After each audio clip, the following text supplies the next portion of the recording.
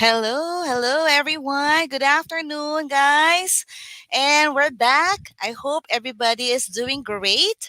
Hello, senior high school students. Welcome to second quarter of the 21st century literature from the Philippines and the world. Sa mga kakatune in lamang po, we have here very early. Enrico Dalupan, good afternoon po. Good afternoon to you. To Joseph Conrad Bulaklak, hi, hello, good afternoon. Watching from Pasay North High School. Another, we have John Christian Miko. Hello, John. Good afternoon. Yes, also we have Regine Labong, Trisha Gutierrez from San Francisco High School. Good afternoon. Anis Lack, Joseph Daniel, and the rest. Okay, good afternoon, everyone, guys. Ayan. Okay, so we have here. Ayan, so, okay. So, yes, but before we shout out in behalf of my partner, Tutor Floyd, would like to greet everyone a big bang happy new year to everyone. Yes. Ayan. So, welcome 2022, the year of the tiger. Rawr. And of course, our color of the year, the Very Perry, a brand new color of whose courageous presence encourages personal inventiveness and creativity. So we'll be grading creative this year, no? Okay, and speaking of creativeness, I would like to greet also the creative school head of my school, San Francisco High School, Dr. Edna V. Banyaga. Hello po, ma'am. Dr. We have also Dr. My head of the senior high school department, Christina F. Abanador. Hello po, ma'am. Dr. Jeneline Rose B. Corpus, our schools division superintendent of Quezon City. Ma'am Maria Fe Talabukon of Assistant Senior High School of San Francisco High School. And of course, from Davao City, there, hello po sa inyo lahat. And of course, we also have here from JJ, good afternoon po, Michelle Conan Carnan of San Francisco High School. Yes, good afternoon. Ang dami-dami natin. We also have Mario Andres. Hello, good afternoon too. Ayan. So, we are very excited this afternoon because we will be joining us today, our special guest. Ayan. So, unang ano pa lang, bungad pa lang ng ating itulay session ay meron na tayong kakaibang pasabog, no? Okay, we'd like to say big bang happy new year again to everyone. So to start with, we have a grade 12 student of San Francisco High School. Tawagan na natin sila. We are very excited. From the Division of Quezon City, she was a consecutive president of Araling Palipunan Club for 2 years in junior high. Member of Media Arts, she joined and won in district competition in journalism. No, talaga naman. And presently, din you guys, the president of her class. Please help me welcome Miss Gabrielle Malabanan. Hi, Tutor Gab. Tutor Gab. Ayan, si Tutor Gab. Hello, hello. Nakamute Hello ka po at sa inyo. Hello po. I'm Tutor Gab will be joining you for this day. Uh, uh, Before we continue, I would like to give a shout out to my section from San Francisco High School, 12 Gas Aquarius, and to my family and friends. Ayan, ang ganda-ganda ni Gab, ano? Okay, and I'm very happy, Gab, that you have given us a chance to be our guest today. And of course, another, we have a consistent honor student since grade 7. Talagang iba ito.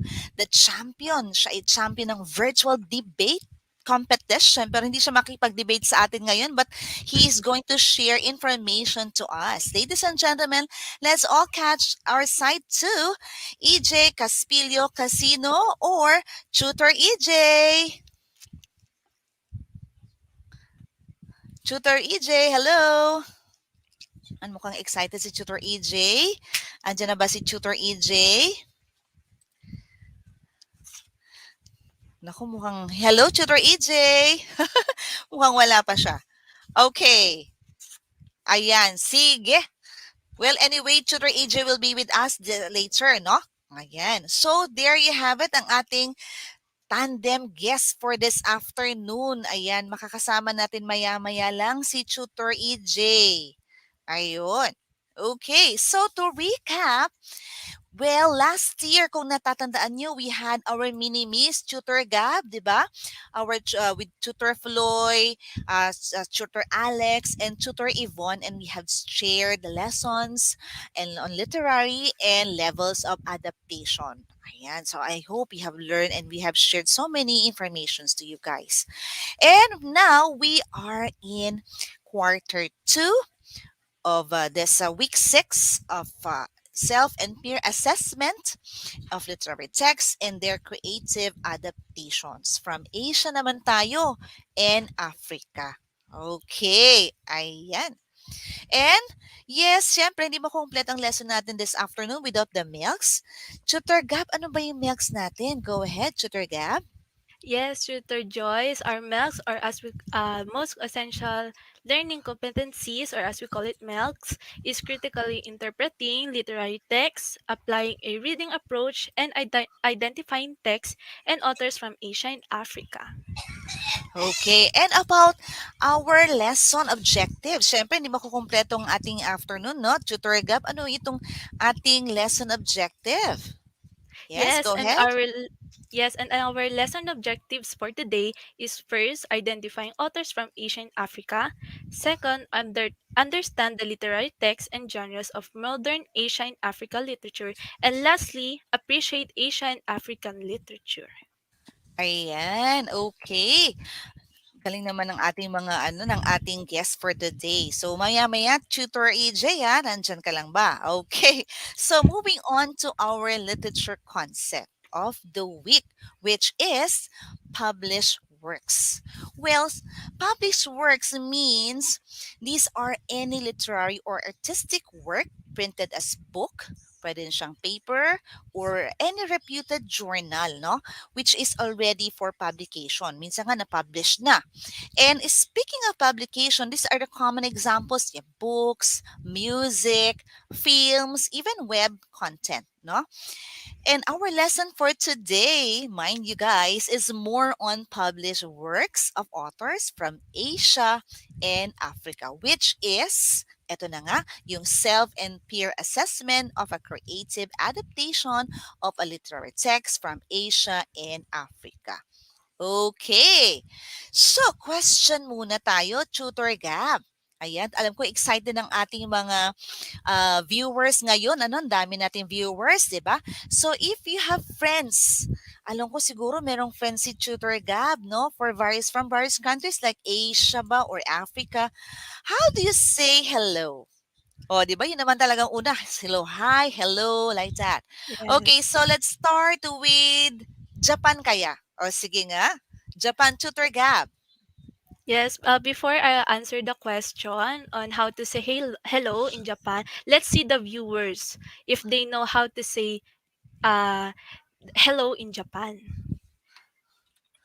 Ayan, so tingnan Anislav natin. Mhm. Joseph Daniel said konnichiwa. Wow, okay, tama kaya siya, Tutor Gab. I-reveal na natin, Tutor Gab, excited na sila. And that Yeah. is, Yes, in Japan we say konnichiwa. Yeah. okay, Konnichiwa. Okay, moving on to the next country. In Asia, we have Africa naman kala. How about Africa? Okay, bago sa Asia, Africa kaya, Tutor Gab. So let us see if our viewers. Ayan, o sabi nga ni Joseph is, ayan o, look at the person and say konnichiwa in Japan. Ayan, thank you so much. Yeah, ito meron tayong mga sagot no from Alzaga Jevru. Yeah, meron tayong answer is, ito tama kaya sila, Tutor Gab? Reveal na natin. Yes, Okay, the correct Sister answer Joyce. is, In Africa we say alan. yeah, Alan or Alan. And you have to say Yes. face to face. Ayan. Okay. And how about sa China? Okay, ito yung talagang maraming, maraming tao, China. How about in China? Tutor. Tutor Gab, tingnan natin nga. How do you say hi or hello in Chinese or China? Anyone? Okay, ito may sagot si Maria Camille Mabini says, Ni hao. Okay, tama kaya siya? Hello, Sir Jerry. Corpo says, Ni hao. Ala. Okay, so let's reveal. Tutor Gab, ano kaya daw? In China, we say ni hao, so they are correct. Yes, congratulations. Good job, guys. Galing. Okay, and of course, speaking of the China or that we are now discussing or going to share to you, what are this Chinese literature in China? Go ahead, Tutor Gab. Yes, thank you, Tutor Joyce, for that wonderful introduction and for the wonderful um, icebreaker, as we call it. So yes, under Chinese literature, the first lesson that we will discuss is the Chinese literature, and under it is,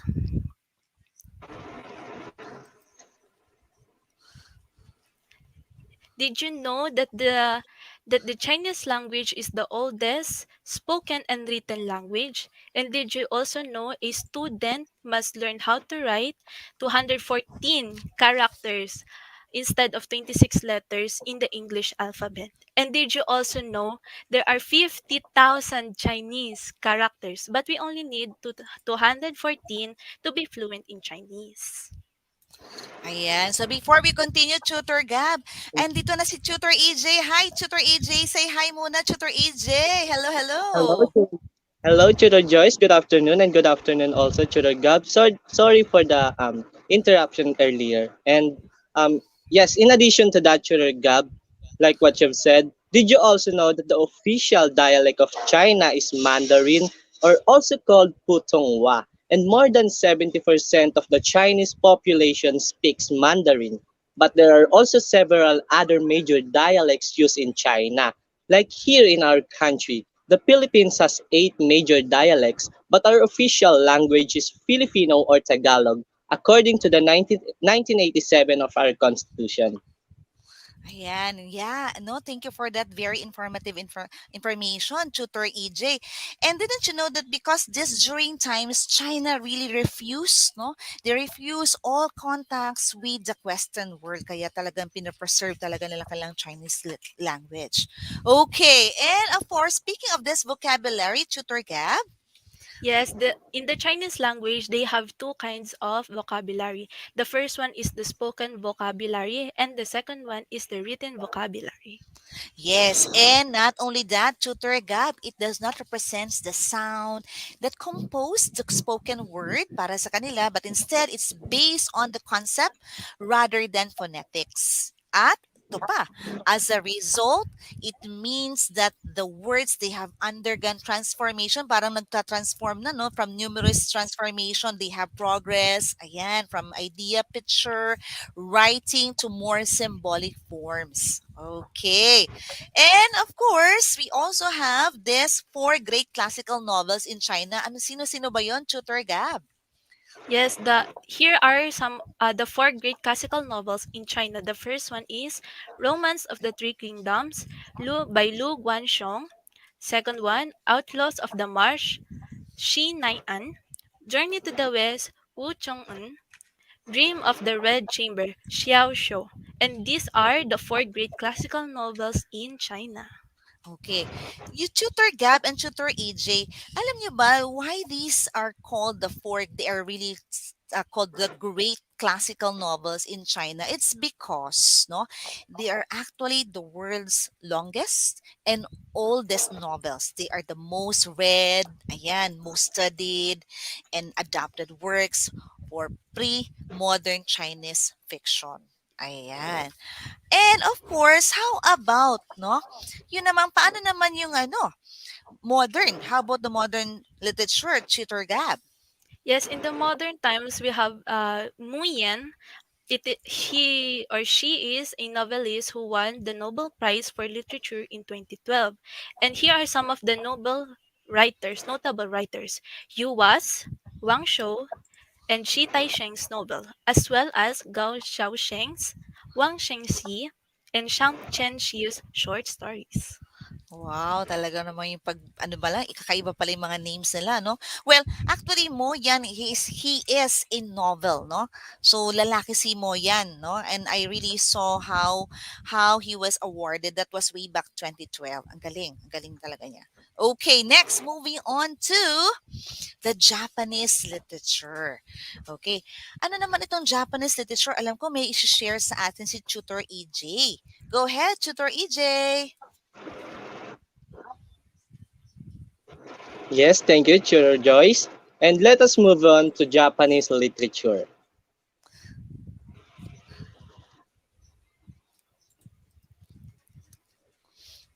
So yeah, under the Japanese literature, of course, we have thoughts and impressions, travelogues, and personal diaries.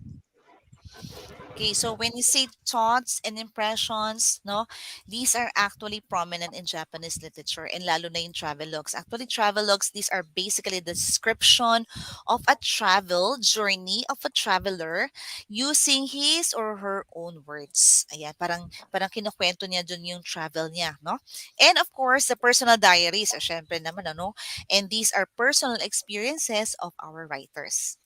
Ayan. And And of course, our Japanese drama, under it, we have entertainment or comedy to entertain their viewers or audiences and adventures of gods and heroes. And they also used history and traditions. yes, and we also have these types of Japanese drama. Ano ba ito, Tutor EJ? Yes, Tutor Joyce. One of our one of our types of our Japanese drama, of course, we have the no play. No is its name derived from no, meaning talent or skill. It is a form of theater involving music, dance, and drama, and originating in the 14th century. Also, did you also know that no is the oldest form of Japanese theater dating back to the 14th century? It was developed by a man named Kanami and his son Zayami. And also, Tudor Joyce, no is a very traditional and structured art form with training for actors beginning as early as age of 3. So imagine at the age of 3, you'll have the capabilities to do or to perform the theater. Wow, kaya pala yung mga Japanese natin, ano, talaga namang they are very talented. Okay. Yes. And another one, another type. And another one, we have the jewelry play. This type of theater art uses puppet. And jewelry in Japanese literature and music is a type of chanted recitative that came to be used as a script in Bunraku puppet drama. Its name derived from the Juririhime Monogatari, a 15th century romantic tale, while the leading lady is Lady Joruri. Yes, and I have read this type of play, Tutor Gab and Tutor EJ. These are operated by three people, no, to perform a variety of different plays. Ayan, si Jujuri play. And another one, Tutor EJ. And we have also the Kabuki play. This classical theater is known for its costumes and dynamic acting. The term Kabuki originally suggested the unorthodox and shocking character of this art form. In modern Japanese, the word is written with three characters: ka signifying song, bu signifying the dance, and ki signifying the skill. Okay, ayan, very informative talaga, ano, Tutor EJ. Good job, guys. Okay, Tutor Gab and Tutor EJ, if we have Japanese drama, we also have this Japanese poetry. So ano naman itong Japanese poetry? Actually, we have the Manyushu or the oldest collection of Japanese poetry, no? These are compiled around year 759 AD. Imagine that. Okay. And not only that, we also have the haiku, the very famous, which is a 17 syllable poem in three lines of 575 syllables. And it is actually the shortest and the most popular form of Japanese poetry. And sa tingin ko hanggang ngayon, no, we are still learning this haiku even in our country, not only in Japan. Okay, and moving on naman, Tutor Gab. Alam ko si Tutor Gab may share naman sa ating about the African literature. Okay, go ahead, Tutor Gab. Yes, under the African literature, or before I go on to the African literature, uh, we should know that the Africa is also known as the Dark Continent. Why did they call it the Dark Continent? Because the Europe didn't know much about Africa until the 19th century. White people called the Africa as the Dark Continent because they wanted to legitimize the enslavement of black people and exploitation of Africa's resources. That's why it is called the Dark Continent. Okay. So now I know na kaya pala siya tinawag na Dark Continent. Okay, and another, how about the pre-colonial, Tutor Gab? Yes, under the African literature, there are literary periods of Africa. The first one is pre-colonial literature that happened in the 1700s. They were more on the oral literature. And during the colonial African literature, that was happened in 1789, there were more on European literature. And in the regime Middle Ages, during the 1800s, Arabic alphabet was introduced. Ayun, so dun pala napakilala yung kanilang Arabic alphabet. And of course, we have also during the post-colonial period, this is now the liberation period or freedom from the colonizers of the Africans. And these are actually way back 1950 to 1960s. No? Nakita niyo yung mga themes nila or their literary themes. You have about traditions, about modernity, we have socialism, capitalism, experiences, freedom, and nationality. So you will observe how kumbaga hindi man lang ikwento yung history, you can already see, no? You can already see the what is happening during that times because of the themes of their literature. And of course, during this time we have the contemporary, they have also the modern literature, and of course the 21st century literature. Ayan. Well, actually they have also this characteristics. Ano ba yung mga characteristics ng mga traditions? We have the storytelling. So in Africa, how do they uh share their stories from different or from their fellows? Okay, so what do they do is they have the communal experiences or repetition. Itong communal is wherein the community will gather, no, gather sila and their elders would take turn and sharing experiences and stories, pass it on to generation. So ganun sila before. While in the pros, social memories, collection of rules. So they have own rules and laws, no, tutor gap. And not only that, their strategy, their tales are more on moral, talagang morality and values are embedded in their tales. Ayan, tutor gap. And finally, we will be meeting, no? We will be meeting six famous writers and authors of Africa. Excited na ako, Tutor Gab and Tutor EJ, ang ating ipakilala, no? Ang ating mga authors from the Africa. Okay, take it away, Tutor Gab. Yes, thank you, Tutor Joyce. Our dear viewers and Tutor Joyce, Tutor EJ, the first African author is Albert Chinwala Mugu Achebe. He was born on November 16, 1930 in Ogidi, Nigeria. Sadly, he died on March 21, 2013 at Boston, Massachusetts. He was regarded as the father of African literature. He is a Nigerian novelist. One of his works is Things Fall Apart, which was first published in 1959.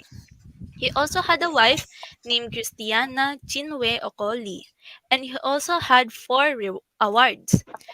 Here are his rewards: International Booker Prize, Peace Prize of German Book Trade, the Dorothy and Lillian Gish Prize, and lastly, St. Louis Literary Award. You know, Tutor Gab and Tutor EJ, one observation, no, about Achibe, yung kanyang mga writings is more on social and more on psychological disorientation. Yan yung napansin ko sa kanyang mga writings. Okay, thank you so much. Another one, yes, Tutor Gab. The next one is Ngungi Wa Chongo. He was born on January 5, 1938, at Kimarito, Kenya. He had a wife named Nyeri Wa Ngungi. They had four children. His first novel is Petal of Blood, published in 1977, a brave exposition of Kenya's injustice system that led to his arrest. And some of his Ayan. awards are World Fantasy Award, Nebula Awards, International Fantasy Award, and many more. Ayan. So see, he is really parang ano siya, very awarded author or writer, no? We have next and another And one. the next one is Akinwade or Luol Babantude Soyinka, or also known as Wol Soyinka. Soyinka. He was born on July 13, 1934. He was a playwright and political recipient in 1986. He had a wife named Folake Dorothy Soyinka. They had five children together. And his awards are Nobel Prize in Literature, Anis Field Wolf Book Awards for Lifetime Achievement. Ayan. So there you have it. There are three uh, famous writers or authors of Africa, no, in African literature. But actually, these guys actually they have called the attention, no, parang they have called the attention of the world's attention to look at Africa. Parang sila talaga ang nagpakita ng hello, we are here and we are also good. And they, if you're going to read the writings of these people, are really great. Yeah. And how about modern literature naman ng Africa? So let's see. Can you share it with us, Tutor EJ? Go ahead, Tutor EJ. So thank you, Tutor Joyce. Let us move on to the modern literature under African literature. So we have Diriye Osman. He is a Somali British short story writer, essayist, and critic visual artist, and most of his works are about self-revelation fairy tales for lost children of 2013. And like what I've said, he is the author of the short story collection Fairy Tales for Lost Children, which won the 2014 Polari First Book Prize. Wow. Another one we have. And another one, we have Warsan Shire 1988. She is a Kenyan poet and writer who is currently based in London. And in 2013, she was awarded the inaugural Brunel University African Poetry Prize, chosen from a short list of 6 candidates out of a total of 655 entries. Dami, no? Grabe, no? And this person or she is also based on her writings more on ano siya, social conditions. Ayan, ang mga societal Yes, conditions ang sinusulat niya and more on culture juggling. Okay, and of course, we have And of Tutor course, EJ. the last but not the least, we have Nadifa Mohammed. She is a novelist and a poet. She wrote The Black Mamba Boy in 2010 and The Orchid of Lost Souls in 2013. Also, Tudor Joyce in 2013, she was named to Granta magazine's list of the best of young British novelists. And in 2014, she was featured to the Africa 39 list of writers under the age of 40 who have the potential and talent to define future trends in African literature. Wow, okay, good job, no? That is actually a very informative information that you have shared to our viewers this afternoon. And so there you have it. We have met the famous writers and authors of African literature and Asian literature. Okay, so mukhang nabitin sila, but we have to have an assessment. O, tingnan natin ha, Tutor Gab and Tutor EJ. Tingnan natin kung gaano sila nakinig kanina. So let us have an assessment. So you guys ready with your answers in our chat space? Just write your answers and participate and join actively with us. Okay, so here it goes. Directions, select the letter of your best answer. So to start with, number one, literary copies that are issued to public, whether in the form of a book, magazine, newspaper, journal, periodical, or otherwise. Is it letter A, Arabic alphabet?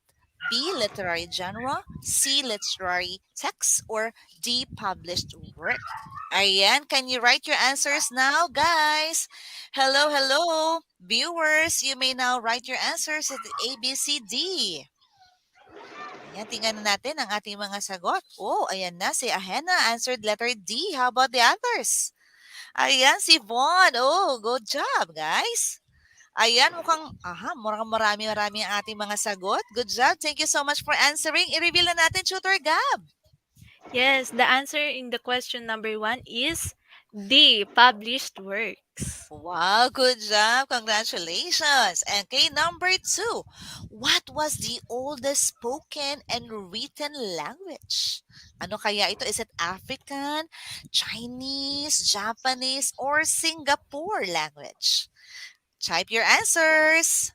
Ayan, mamaya-maya, i-reveal na ni Tutor EJ. Tingnan muna natin ang mga sagot nila. Ayan, may mga sumagot na. We have Angel Rose Gazer answered B. Anislag answered B also. Miko answered B. Remalyn, Althea, ayan, and Gwen and Marian. Tingnan natin, Tutor EJ, ano bang sagot natin dito? Go ahead. So I guess Tutor Joyce, most of them got the correct answer, which is letter B, Chinese language. Ayan, okay, galing. Number 3, it is a classical theater known for its costume and dynamic acting in Japan. Ano kaya ito? Is it jojuri play, no play, kabuki play, or haiku? Go ahead, write your answers in our chat space. Ayan. Ayan, may mga sumagot na. C, sabi nila C, sa mga others D, B. Ano kaya ang tamang sagot, Tutor Gab? Mukhang nako-confuse sila. Go ahead, Tutor Gab. The correct answer is C, kabuki play. Ayun, kabuki play. Yan, good. Thank you so much for answering, guys. Number 4, he is known as the father of African literature. Mamaya, ipatanong sa inyo yan sa inyong lesson sa school. Ayan. Sino kaya? Okay, A, B, C, D. Tingnan natin, Tutor EJ. Ayan, may mga sumagot na. We have Von, answered C. Gwen, ayan, may mga answers sila. Yes. And reveal the answer na natin. Let's go. The answer is? Tutor Joyce, the correct answer for this question is letter A, Chinua Achebe. Ayun, good job. Okay, and last but not the least, who was the Chinese novelist who won the Nobel Prize for Literature in 2012? Sino kaya ito? Aha, sige, tingnan natin. Ayan, you may write down your answers in our chat space. Thank you so much for answering, guys. I really love this. O, ayan o, talagang nag-answer sila. Thank you, thank you. Ayan, ang sagot natin ay Tutor Gab. Sino daw? Yes, the answer for this question is C, Mu Yen. Ayan. Okay, so congratulations everyone. Ang galing, galing. Okay. And now for the task of the week.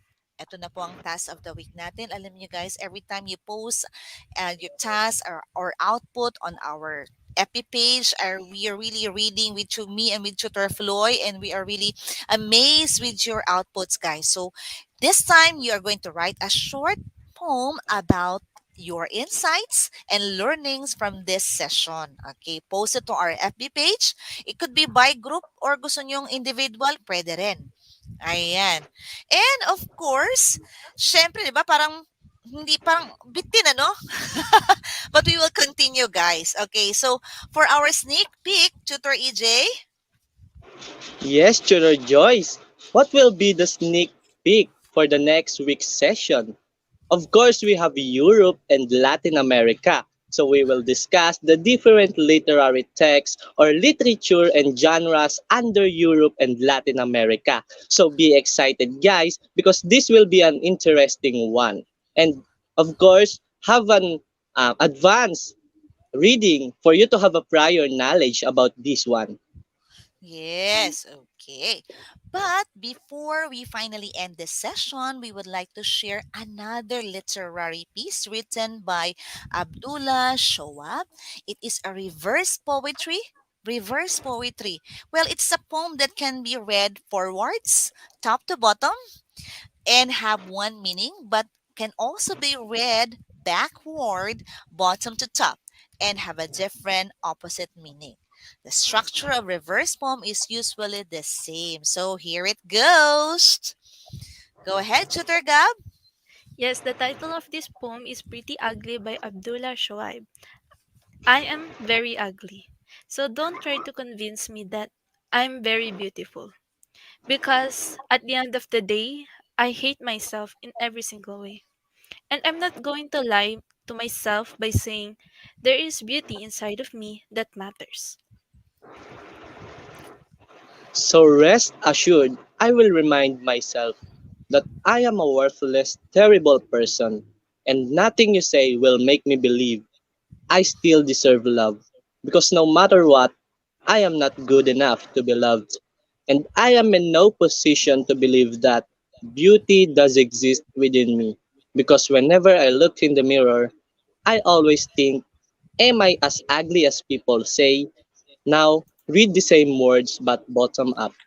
Okay, so this time we are going to read the same words according to EJ, but this time bottom up. So are you ready with me? You can also read by yourself there. Okay, so here it goes. I always think I am as ugly as people say because whenever I look in the mirror, beauty does exist within me, and I am in no position to believe that. I am not good enough to be loved because no matter what, I still deserve love. And nothing you say will make me believe that I am worthless and terrible person. So rest assured, I will remind myself there is beauty inside of me that matters. And I'm not going to lie to myself by saying I hate myself in every single way. Because at the end of the day, I am a very beautiful person. So don't try to convince me that I am very ugly. Okay, so there you have it, guys. It's actually, we Oh, hope to be enlightened and inspired everyone and have gained another learnings and experiences from this session. Remember always that you are pretty, we are pretty, and we deserve to be loved. This is your tutor, Joyce, This is Tutor Gab. and this is Tutor EJ. at your service, saying thank you. See you again next week for another journey while learning here in the, where is it, guys? In the 21st century literature from the Philippines And and the the And the world. and world. Okay. before we end this session, Tutor Joyce, I'd like to greet you, Tutor Joyce and Tutor Gab, belated Happy New Year. And since I wasn't able to shout out my classmate earlier, I'd like to give them a special shout out. My classmates under grade 12 section Libra and grade 12 section Pisces, of course. And to our school, San Francisco High School, and to our beloved principal, Miss Edna Banyaga.